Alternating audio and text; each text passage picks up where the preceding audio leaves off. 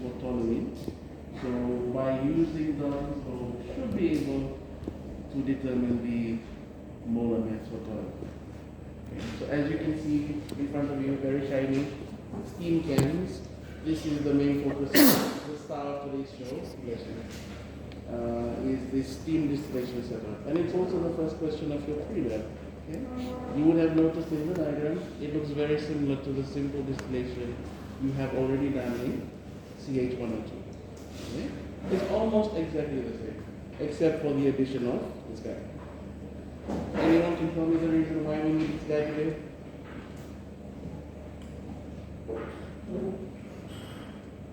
Do keep in mind that it's questions like these that we can tell along with you, like we said last week in the lab test. Remember, you will be having a little Talana with us while you're doing your lab test. We will come and ask you these kinds of things. What's this for? What's that for? What does it do? Why do we need it? We did say it's very similar to simple distillation, right? But why do we need this guy? Anyone found that out?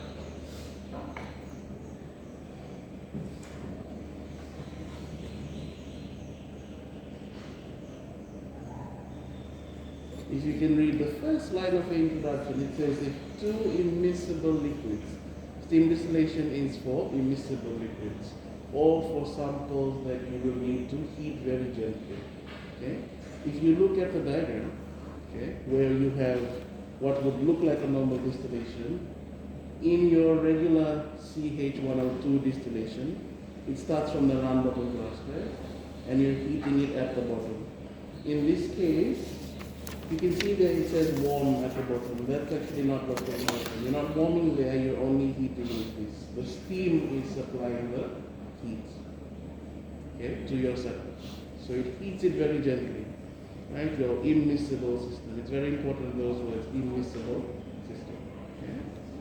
Now, why are we using an immiscible system? We're going back to Dalton's law now. What does Dalton's law state? The sum of the total pressure, or the total pressure, is the sum of the individual partial pressures. Now, when we boil this liquid, obviously it will go into the vapor phase, right? So we're using the immiscible system to mimic those partial pressure gases. When we said Dalton's law, we learned about it. We said they will behave like ideal gases, and ideal gases don't interact with each other. So if these two gases in their vapor phase are immiscible, they should travel separately. Okay? Because we're boiling them, they will go into the gas phase, but they shouldn't interact with each other. So they should be behaving like an ideal gas. And therefore, when we are calculating, we should be able to determine that ratio that goes from the liquid over to the gas, and then we collect it again as a liquid. Does that make sense? So you can see, if you look at your introduction, equation number 2, it says that PA over PB is equal to NA over NB. So the pressure, like we said, of the one with the ratio to the other should maintain it. That's why it says equals to NA over NB. You will collect it as the collected amount. So if you look at the formula, if you go down to equation 3, it says NA, N is moles, right? And moles is M upon M1. You can see they've got W there. W is for mass, weight. And M, capital M, is for your MI. So we're just using that relationship to derive and then find your MI. Okay, just from the ratio of your vectors. Does that make sense? All right. So today, a couple of things. Distillation from 1 to 2. We're changing it up to steam. Why? Because of our immiscible system. And that will mimic our Dalton's law. Okay. Alright, everybody okay so far? Alright, if not, we will find out as we go along. Right? So we still remember how to construct distillation setup from 102? Okay, if you don't, obviously the diagram is there. So you will have, of course, your round bottom flask. So you want to connect everything in such a way that you have space to connect this tube. Okay, this is your heat supply to the side of your round bottom flask. Okay? So if it's facing this way, then you have round bottom. I hope you remember the names of the pieces, right? Let me check. What's this called?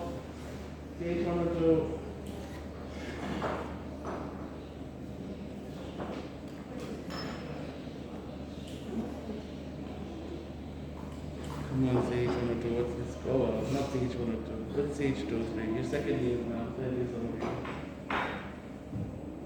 What's this? Chemists of our future. Don't destroy our future. What's this? What's this?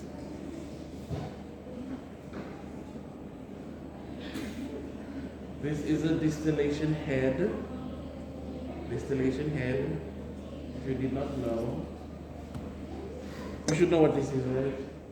Yes. Yeah. You should definitely know what this guy is. The condenser. And what's this guy called?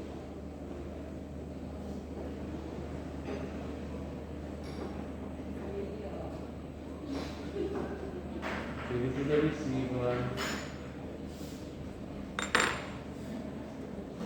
Okay. Anyways, we'll put it together. So if we have the steam can over here, just make sure that you are connecting so that this can fit into the round bottom, right? And then your distillation setup will go this way. Okay? So just keep in mind the position of your steam can setup. Okay? Alright, so because we will be needing steam throughout the experiment, when you're ready to start setting up, this has already been preheated. You can feel it's warm.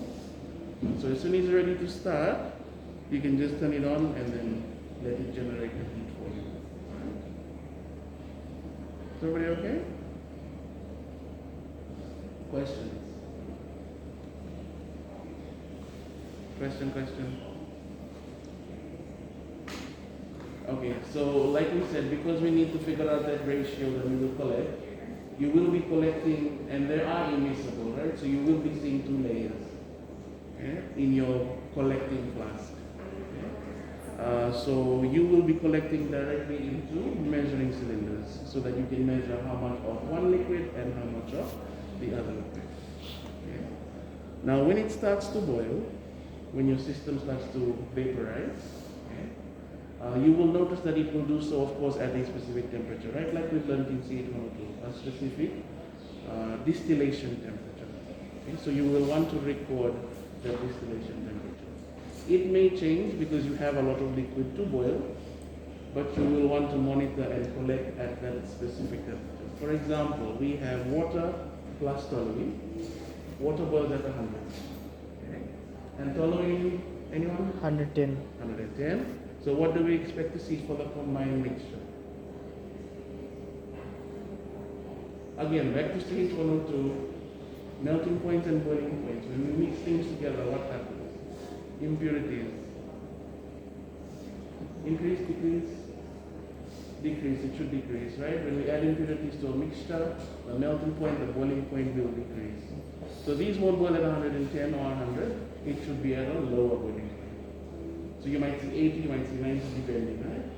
So you want to collect and make sure you're collecting at specific temperatures. For example, it starts to boil at 85, you're collecting at 85. As much as 85 will give you. And then if it starts to rise again, then you can move to the next one. It might start collecting at 90. Okay? Then you're collecting while it's 90. So you will have multiple flasks. Okay? So you're trying to isolate them at specific temperatures because the temperature will help you to calculate your ratio. Because we will be using density as well. Right? So just make sure when you're collecting, because a lot of people are we're making a change, okay? Because if you look at your handle, let's go to procedure, please. Step number 3, forward. It is collected distillate in 4 or 5 measuring cylinders. Change the cylinder when about 30 cm cube has been collected. So we're changing that last meter. So instead of waiting for 30 cm cube, you look at the temperature. Okay, while it's constant, you collect one flask. And after that, when it starts to change, you go to the next flask. Right? So you don't look at the volume, you look at the temperature. And of course, please don't go over 50. Okay? Is that alright? So you're just distilling, collecting, until you get all of one of the solvents fully evaporated. good? Question? So how do you know when to stop? What do you think? If you have two liquids and one of them is fully volatilized, what do you expect to see in the temperature? Sharp increase. Okay, it should be a sharp increase. Just like we did distillation in 1 or 2 as well. Okay? You should see a sharp increase. Because mixtures will boil at a depressed temperature. If it's pure, it should shoot up to the boiling point of 1 metal. Okay? Toluene is quite volatile. It should volatilize first. We'll see. Okay? And you should be able to collect and note down the volumes in your cylinder. Is everyone okay with what we're going to do procedure-wise? So distill and collect in your method. Huh? Alright, any questions? So why aren't the layers forming when we mix it in this volumetric flask? I mean the round bottom flask. What do you mean? Like the layers, they form it in the measuring cylinder, but if those two liquids are inside it, they don't form any layer, they mix. They should form layers, but because we're applying steam, they will just be moving around constantly. So it will start to look a bit blurry. Right? They will be moving a lot around, that's essentially why. Right? So it will be sort of like an emulsion inside, but then it will separate out once it's settled. Alright, if you have no questions, then feel free to start setting up your distillation. Now, of course, because we are distilling, you will also need water in and water out. So make sure you're connecting or you're setting up next to a tap, okay, so that your tubes will go to the sink. Okay? If not, you can shift accordingly.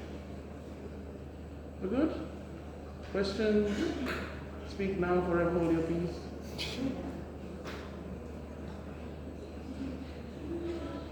Everybody got lab partners?